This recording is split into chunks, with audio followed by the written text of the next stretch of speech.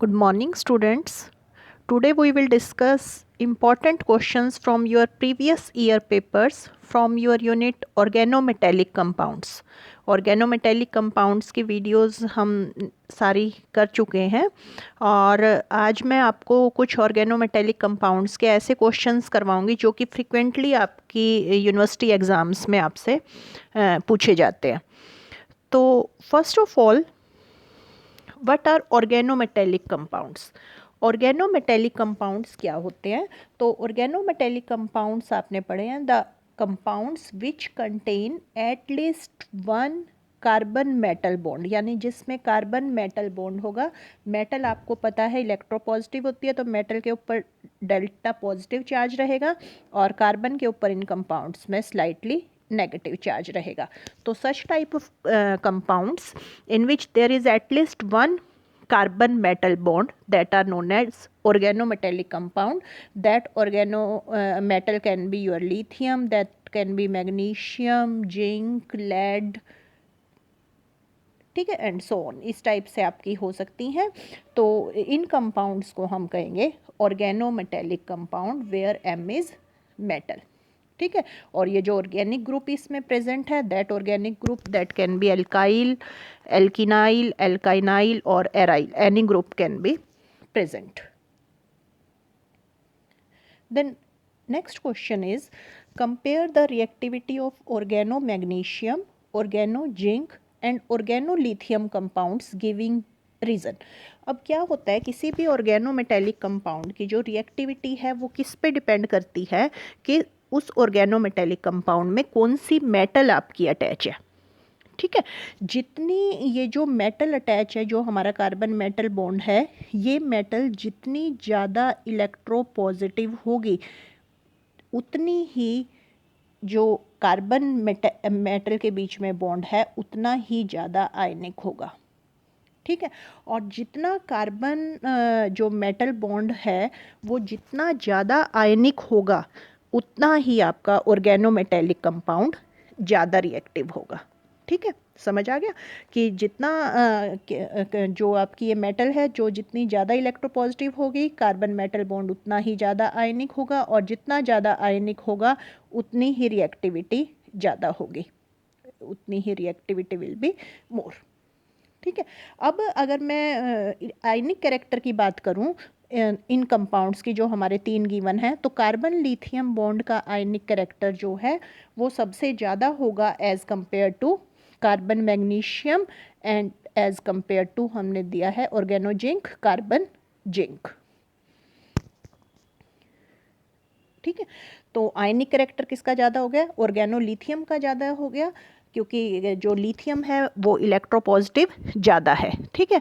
As compare to magnesium, as compare to zinc. तो lithium ज़्यादा electropositive है, इसलिए कार्बन लिथियम बॉन्ड ज़्यादा आयनिक होगा, और ज़्यादा आयनिक होगा इसीलिए आपकी रिएक्टिविटी का ऑर्डर क्या रहेगा? Organo lithium compounds are more reactive than organomagnesium compounds, which in turn are more reactive than organozinc compounds.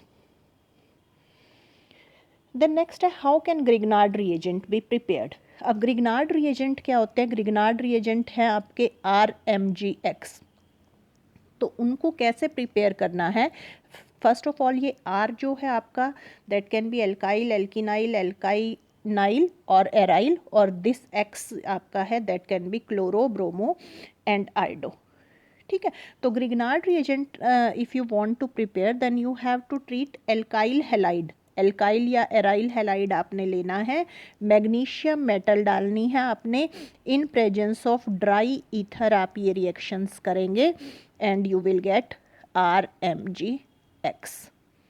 ठीक है. तो ये आपका बन गया एल्काइल मैग्नीशियम हैलाइड. इसी तरह आप एराइल मैग्नीशियम हैलाइड भी ले सकते हैं. एराइल मैग्नीशियम हैलाइड में हम THF प्रेफर करते हैं, क्योंकि जो THF होता है उसका बॉइलिंग पॉइंट समवट ईथर से ज़्यादा होता है, और इस केस में हमें जब हम एराइल ग्रिग्नार्ड रिएजेंट बना रहे हैं तो हमें समटाइम्स हीटिंग करनी पड़ती है. तो जो आपका ड्राई ईथर है वो तो आपका इवेपोरेट हो जाएगा फ्रॉम द सॉल्यूशन. तो इसी वजह से हम THF लेते हैं कि THF जो है आपका उसका बॉइलिंग पॉइंट समवट हाई होता है और एराइल हैलाइड आपके कम रिएक्टिव होते हैं as compare to alkyl halide. इसीलिए आपने एराइल हैलाइड की अगर आपने रिएक्शन करनी है मैग्नीशियम के साथ to prepare aryl Grignard reagent, then you have to take THF। ठीक, तो ड्राई ईथर और THF आपकी की प्रेजेंस में आपको ये रिएक्शन करनी है। Then have what important precautions are taken during preparation of Grignard reagent? अब Grignard reagent बनाते टाइम आपने कुछ important precautions follow करनी होती हैं। क्या important जो precautions हैं वो आपने लेनी होती है कि your apparatus should be dry। आपका जो apparatus है और you can say your reactants, जो भी आपने reactants लिए हैं जैसे alkyl हैलाइड लिया है, एराइल हैलाइड लिया है, ईथर लिया है, मैग्नीशियम लिया है, वो सारे के सारे आपके ड्राई होने चाहिए। That should be moisture proof and reactant should be pure also, pure होने चाहिए, ड्राई होने चाहिए। ठीक है। देन सेकंड, जो आप ईथर ले रहे हैं वो बिल्कुल प्योर होना चाहिए, that shouldn't contain any impurity of alcohol. Then secondly हम एक और प्रिकॉशन लेते हैं इसमें कि हम एटमॉस्फियर ऑफ, हम प्रेफर करते हैं कि we maintain atmosphere of nitrogen while preparing Grignard reagent. ठीक है, क्योंकि जो एटमॉस्फियर ऑफ नाइट्रोजन है that will be free from oxygen and carbon dioxide. Oxygen और कार्बन डाइऑक्साइड नहीं होनी चाहिए, क्योंकि ऑक्सीजन अगर प्रेजेंट है तो ग्रिग्नार्ड रिएजेंट से अल्कोहल्स बन जाएंगे, कार्बन डाइऑक्साइड अगर प्रेजेंट है तो ग्रिग्नार्ड रिएजेंट से एसिड्स बन जाएंगे। तो हमें एसिड्स और अल्कोहल्स नहीं बनाने, इसीलिए ऑक्सीजन नहीं होनी चाहिए, कार्बन डाइऑक्साइड नहीं होनी चाहिए, आपका मॉइस्चर बिल्कुल भी नहीं होना चाहिए, क्योंकि अगर मॉइस्चर होगा तो ग्रिग्नार्ड रिएजेंट जो हैं वो एक्सप्लोड कर जाएंगे। ठीक है, तो ग्रिग्नार्ड रिएजेंट्स जो होते हैं that are extremely sensitive towards moisture और ऑक्सीजन और कार्बन डाइऑक्साइड। तो आपका ऑक्सीजन, कार्बन डाइऑक्साइड बिल्कुल नहीं होना चाहिए, आपका मॉइस्चर बिल्कुल भी नहीं होना चाहिए जब आप ग्रिग्नार्ड रिएजेंट प्रिपेयर करेंगे। देन है how you can prepare acetaldehyde from Grignard reagent. अब जो ग्रिग्नार्ड रिएजेंट है वो बहुत ही इंपॉर्टेंट आपके ऑर्गेनिक कंपाउंड होते हैं, इससे आप सिंथेटिकली सारे के सारे जो आपके ऑर्गेनिक कंपाउंड्स हैं वो आप प्रिपेयर कर सकते हैं। तो कुछ रिएक्शंस हम कर रहे हैं, जिसमें फर्स्ट आपकी रिएक्शन है how can you prepare acetaldehyde from Grignard reagent. अब ग्रिग्नार्ड रिएजेंट आपका हमने लिया है CH3MgBr। तो इससे जब आपको एसिटल्डिहाइड बनाना है तो आप क्या करेंगे, तो आपको ध्यान रखना है, आपको यहाँ पर लेना है हाइड्रोजन साइनाइड। हाइड्रोजन साइनाइड में जब आप ग्रिग्नार्ड रिएजेंट CH3MgBr डालेंगे तो क्या होगा, first of all your HC, ये डबल बॉन्ड N हो जाएगा और इसके साथ आपका लग जाएगा MgBr और कार्बन के साथ आपका लग जाएगा CH3। ठीक है, जिसकी आपने एसिडिक मीडियम में हाइड्रोलिसिस करनी है। तो एसिडिक मीडियम में हाइड्रोलिसिस करेंगे तो आपका ये हो जाएगा CH3CHO और ये आपका हो जाएगा साथ में अमोनिया एंड MgOHBr।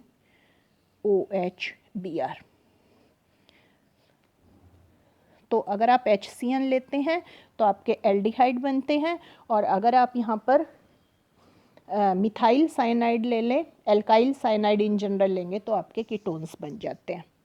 ठीक है, देन एक और तरह से आप बना सकते हो, ग्रिग्नार्ड रिएजेंट आपने लिया और इस पर आप इथाइल ऑर्थोफॉर्मेट डाल दो। इथाइल ऑर्थोफॉर्मेट आपका क्या होता है, HC और OC2H5 OC2H5 OC2H5,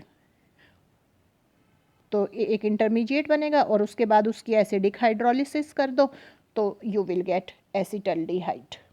तो एसिटल्डिहाइड आप दो तरह से बना सकते हैं, by reaction with hydrogen cyanide followed by acidic hydrolysis or by reaction with this compound, this is known as ethyl orthoformate followed by acidic hydrolysis, then you will get acetaldehyde. The next है how can you prepare ethanoic acid यानी कि acetic acid from Grignard reagent।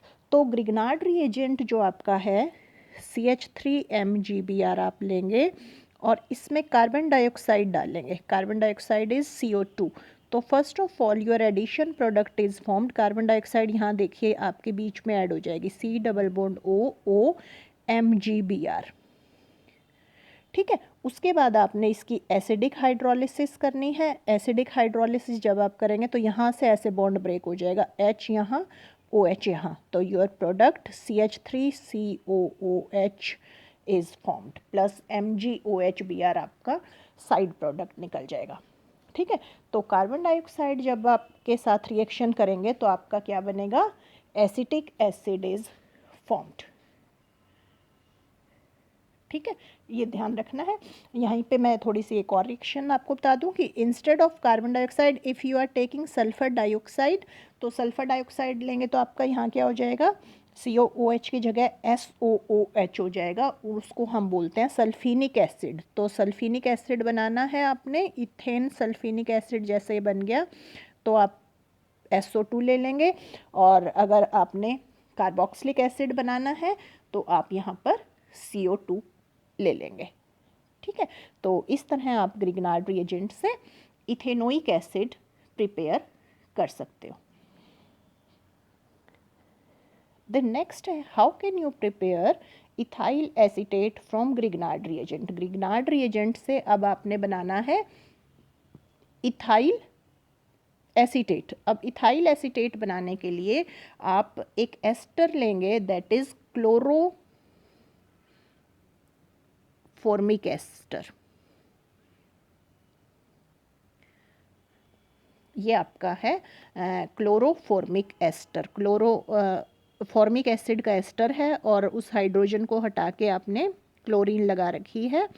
तो क्लोरोफॉर्मिक ester के साथ जब आप Grignard reagent डालेंगे CH3MgBr, तो क्या होता है, ग्रिग्नार्ड रिएजेंट डेल नेगेटिव यहाँ होता है, मैग्नीशियम पे डेल पॉजिटिव होता है आपका चार्ज।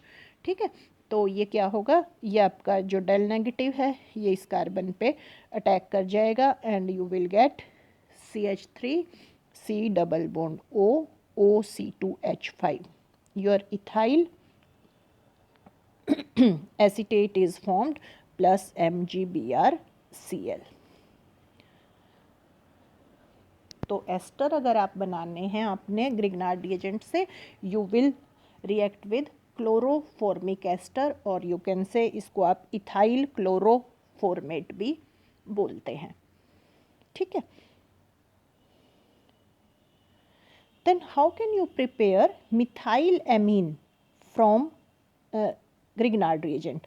तो प्राइमरी एमीन्स जब आपने ग्रिग्नार्ड रिएजेंट से बनानी होती हैं तो you react Grignard reagent with chloramine ClNH2, this is known as chloramine. तो जब आप क्लोरामीन से ट्रीट करोगे तो you will get CH3NH2 plus MgBrCl।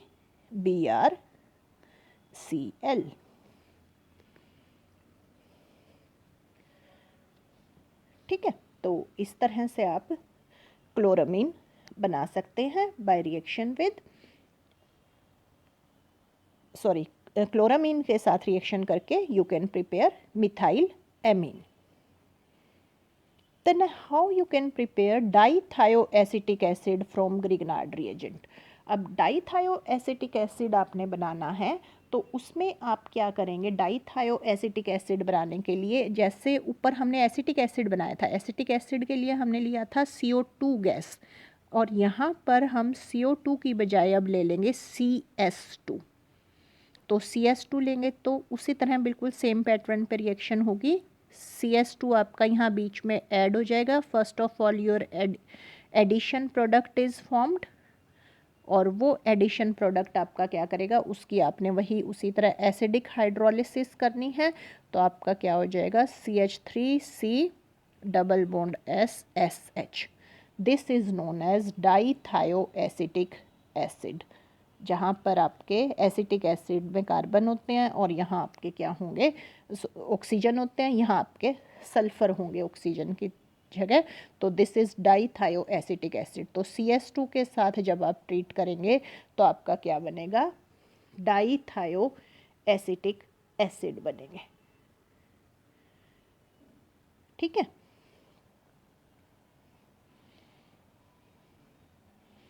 तो this was all about some of the important questions from your unit Grignard reagents that are frequently asked in your examinations. Thanks for watching the video. Thank you.